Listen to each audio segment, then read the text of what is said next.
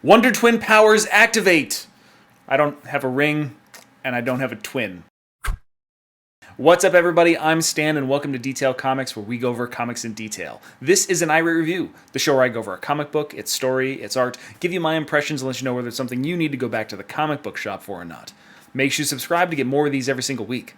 The book that I want to talk about right now is Wonder Twins #1, which is coming from Wonder Comics, which is the imprint that Brian Michael Bendis really popped up, and it's carrying the Young Justice storyline as well as a few other comics.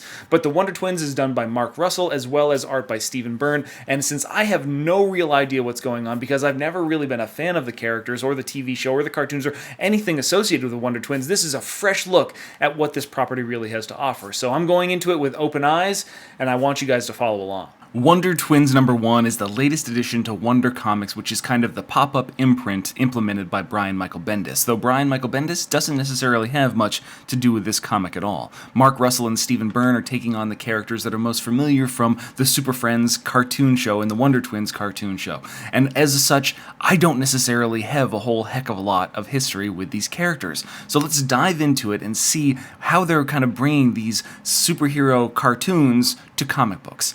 And when we start off, we're actually at Morris High School, where we hear a voice coming over the loudspeaker as a group of individuals are headed down the hallway, and it turns out that it's Jaina, a member of the Wonder Twins. And as we go through this, we actually see the Flash recruiting people for the track team, a Dutch boy named Trevor talking about his history, and then of course, the introduction of Zan, another member of the Wonder Twins.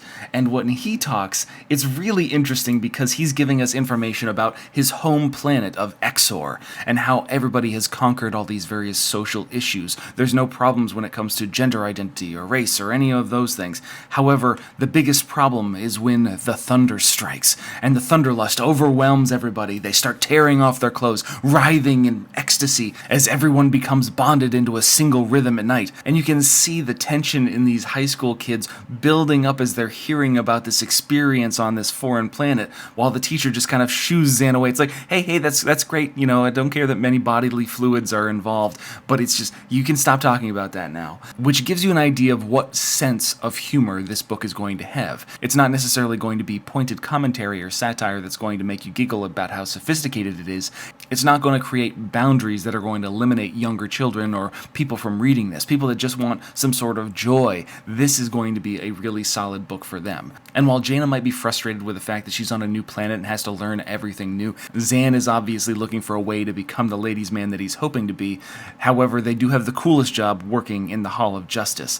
And that's when we get Superman, we get Wonder Woman, we get Batman, and they're casual about these kids from another planet. You know, one can turn into animals and the other one can turn into water, which Wonder Woman finds very underwhelming. It's a promise Superman made to the father. On their home planet of Exor, they would have been considered outcasts. It's just that Diana and Bruce wish that Superman had told them sooner, so that way they were aware. And the ideas of the Hall of Justice is a headquarters for all of superhero activity so they can dispatch the appropriate people, so that way you don't have the entire Justice League responding to a robbery. You don't send a man powered by electricity to go fight in the ocean. And then there's a supercomputer which has Hawkman in its helm. He just discovered a body which Zan is like, outstanding! Completely unable to read the moment. However, given the situation and the fact that this person is temporarily displaced, looking like a pilgrim, Superman calls a code red knowing that it's Mxyzptlk. But that leaves Jaina and Zan in front of this supercomputer, watching the heroes get devastated by this purple lightning, until they bring up the supercomputer to try and find a solution, trying to pull this person back into the fifth dimension.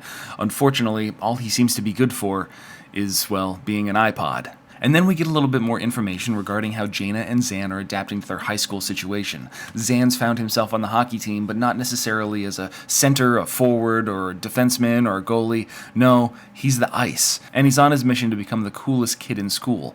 However, the big tension moments, the big action scenes, happen outside of this because it's a very personal kind of story. It's focused on the kids. It's not necessarily focused on the superheroes that are getting their ass kicked by Mxyzptlk, which is kind of refreshing because it takes this larger-than-life scenario and boils it down to the life of two individuals that are currently still in high school and struggling to find out who they are, what they do. But they're also siblings, so they race to get to school. Jaina in the form of a bird, Zan in the form of water, as he tries to go through the sewer system, which is disgusting. But the real key moment that happens at school is really regarding his well, let's call it puberty moment, where the thunder, the purple lightning creates thunder across the skies, which gives Zan his first thunderlust, which is ridiculous. It's absolutely ridiculous. What Stephen Byrne and Mark Russell do with this book to create these scenarios is just really funny, and he's got himself a nickname now of Thunderlust, which brings him shame, but he's like, I can never go back home. Jane is talking to Wonder Woman about how Zan is becoming a man, and that just brings Clark Kent and Bruce Wayne into the story, talking about how they had similar experiences as kids. Bruce wrote a full love poem / song to be sung to How Deep Is Your Love by the Bee Gees. Superman, Clark Kent, was trying to go hit on some girls that were in the high school hallway, and he puts his elbow on the women's door only to fall into the bathroom. So they were the smoothest of operators as kids.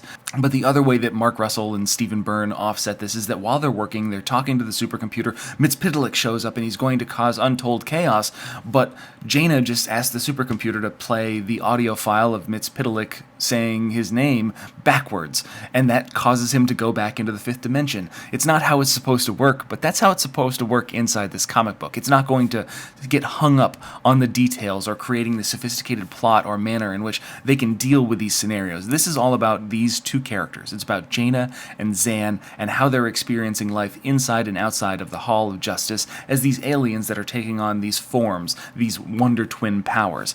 And that's where we're going to conclude issue number 1 as it sets up issue number 2. So, like I'd mentioned, Stephen Byrne actually has a really cool style. It mixes in this cartoonish atmosphere, which really lends itself to the history of the characters, both the Super Friends as well as the Wonder Twins, and kind of dips into the animated series that have been produced by DC in the past. And overall, it's a really appealing style, even though it is light on the detail. It is good on its composition and the way that the characters are interacting with each other. Mark Russell has a very unique writing style, usually reserved for a very witty, kind of sarcastic or really poignant commentary, but in this case, he's really, I don't necessarily want to say that he's diminished his writing. I want to say that he's toned down his writing so that way it's easier to access for everybody. It's making it simple for people to come in and appreciate the story that the Wonder Twins is telling, which is really about humor. It's about fun. It's about the less serious side of comic books. People that are looking for a detailed composition aren't going to find it here, but they are going to find a lot of fun. It might not be what everybody's looking for, but I found it really entertaining. However, I want to know what you guys think, so hit me up in the comments down below and we can start that conversation. As always, if you like what you see, hit the like button. Don't forget to subscribe to get more news, reviews, and commentary on comic books, comic book movies, comic book TV shows and games, and anything and everything inside the world of comics.